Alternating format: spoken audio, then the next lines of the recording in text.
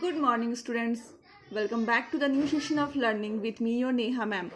Today I am going to teach nature, feature, and characteristics of management principle. This is belongs to chapter number 2, and this is second video of this chapter. Okay, in this video we are going to discuss the nature और feature और characteristics of management principle. पहला video में हमने meaning पढ़ा और various डिफ्रेंसिएशंस पढ़ा. Okay और इसमें पहला है यूनिवर्सल एप्लीकेशन.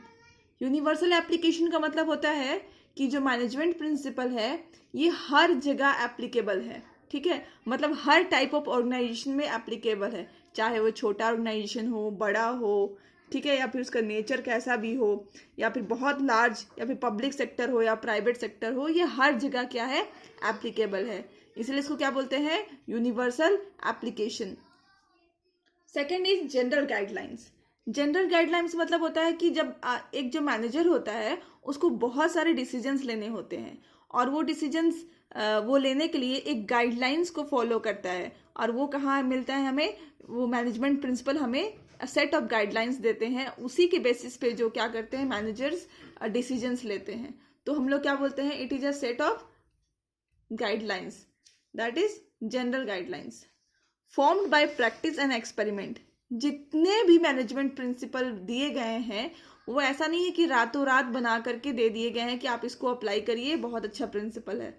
ऐसा नहीं है, उसके लिए बहुत सीरीज ऑफ एक्सपेरिमेंट प्रैक्टिस हुआ है, तब जा करके एक थॉट या तो एक व्यू पॉइंट या फिर वो साइंटिफिकली प्रूव्ड है. इसीलिए उसको हम लोग बोलते हैं कि जो मैनेजमेंट प्रिंसिपल है वो बहुत सारे प्रैक्टिस और एक्सपेरिमेंट के बाद लागू किए गए हैं.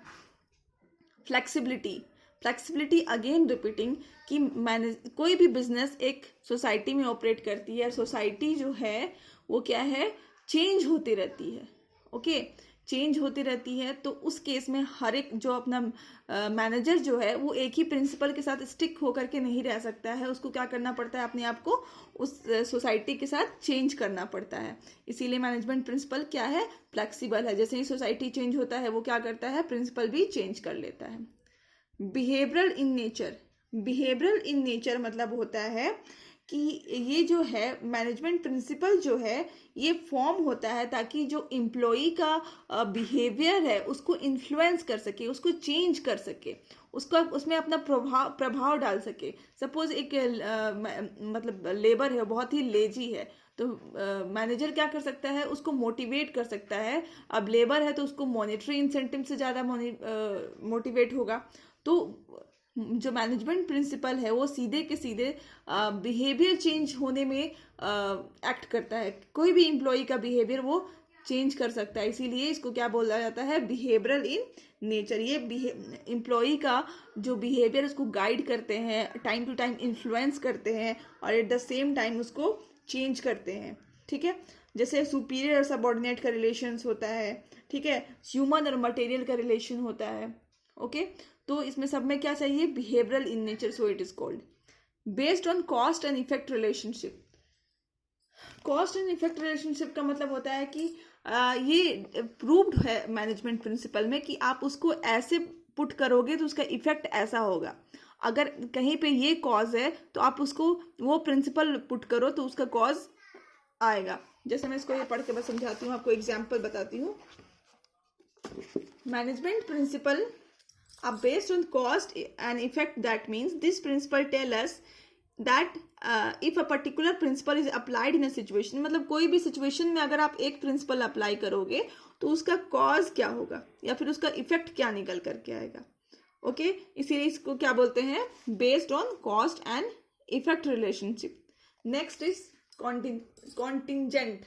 कॉन्टिंजेंट मतलब होता है जो सिचुएशन के साथ साथ चेंज होते रहता है. जैसे हम लोग अकाउंट्स में भी कंटिजेंट लायबिलिटी पढ़ते हैं या फिर असेट्स पढ़ते हैं, तो इसमें भी क्या है, कंटिजेंट.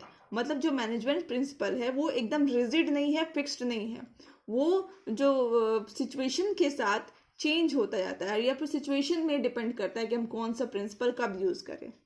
ओके, जैसे नेचर साइज और टाइप ऑफ ऑर्गेनाइजेशन में डिपेंड करता है कि कैसा होगा, कौन सा प्रिंसिपल कब अप्लाई होगा. Okay, so it is called contingent. मतलब डिपेंड अपॉन सिचुएशन। आगे देखते हैं सिग्निफिकेंस ऑफ मैनेजमेंट। सिग्निफिकेंस मतलब इंपॉर्टेंस, मैनेजमेंट का क्या इंपॉर्टेंस है। ओके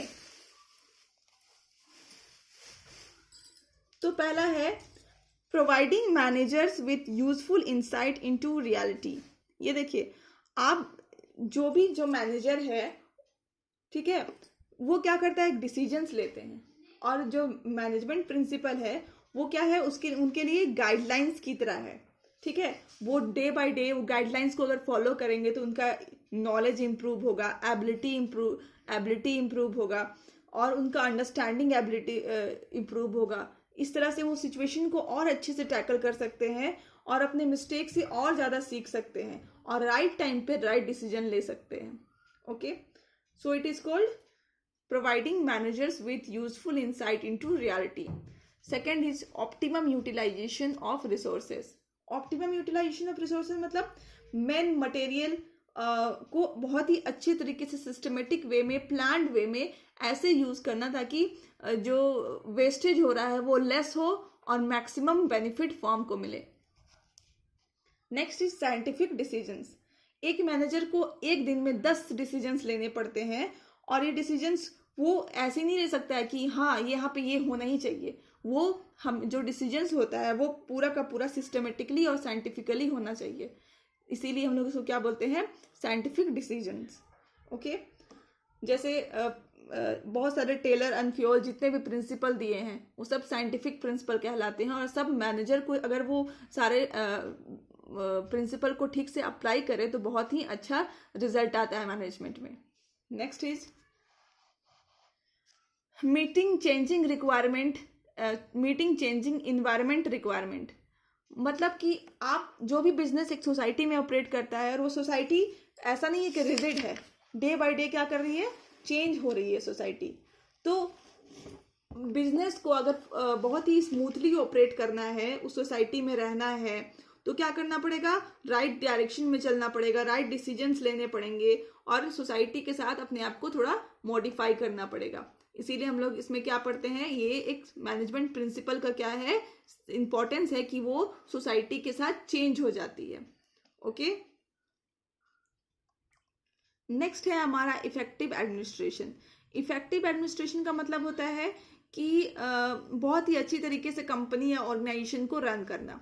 जैसे टॉप लेवल क्या करती है, पॉलिसीज बनाती है, प्लान्स बनाती है, और उसको इम्प्लीमेंट कौन कराता है, middle level and lower level. Okay, तो ये जो मिडिल लेवल और लोअर लेवल है, इसको इम्प्लीमेंट कराने के लिए जो कराने की बात होती है वो सबसे ज़्यादा मैनेजर्स इम्प्लीमेंट कराते हैं, और अगर मैनेजर्स इफेक्टिवली उसको इम्प्लीमेंट नहीं कराएं तो वो जो पॉलिसीज और प्लान्स है वो अनसक्सेसफुल कहलाएंगे, और जो ऑर्गेनाइजेशन है वो ठीक तरीके से रन नहीं करेगा। तो ये जो मैनेजमेंट प्रिंसिपल है, ठीक है, वो ऑर्गेनाइजेशन को इफेक्टिवली रन करने में हेल्प करती है। हाउ, जैसे टॉप लेवल जो भी पॉलिसीज बनाए हैं, प्लान्स बनाए हैं, उसको वो हेल्प करती है कि उसको इम्प्लीमेंट कर सके, मैनेजर्स को हेल्प करती है कि वो इम्प्लीमेंट कर सके, और उसका रिजल्ट ये होता है कि एडमिनिस्ट्रेशन इफेक्टिव होता है। फुलफिलिंग सोशल रिस्पॉन्सिबिलिटी, इसका मतलब ये होता है कि कोई भी बिजनेस किसी सोसाइटी में ऑपरेट कर रहा है, वो आगे सर्वाइव सोसाइटी की वजह से कर रहा है, वो प्रॉफिट अर्न भी सोसाइटी की वजह से कर रहा है, वो एक्सपेंड भी कर रहा है सोसाइटी की वजह से। तो बिजनेस का भी कुछ रिस्पॉन्सिबिलिटी होता है सोसाइटी के तरफ, उसी को क्या बोलते हैं, सोशल रिस्पॉन्सिबिलिटी। ओके, तो मैनेजमेंट प्रिंसिपल ये भी कहती है कि बिजनेस को क्या करना चाहिए, सोसाइटी के लिए कुछ करना चाहिए, जैसे एम्प्लॉयमेंट देना चाहिए, गुड क्वालिटी ऑफ प्रोडक्ट देना चाहिए, रिजनेबल रेट में देना चाहिए। ओके, जो सैलरी है, जो एम्प्लॉय है उनको अच्छा रेम्यूनरेशन देना चाहिए। ओके, लास्ट है आपकी management training, education and research. जो भी मैनेजर्स होते हैं या तो एम्प्लॉयज होते हैं, उनको time to time training, education मिलनी ही चाहिए, और रिसर्च भी होता है ताकि आपका जो प्रोडक्ट है और अच्छे से डेवलप हो सके। ओके, तो आज के लिए इतना ही। हम लोग कल पढ़ेंगे Fayol's principle of management. Thank you.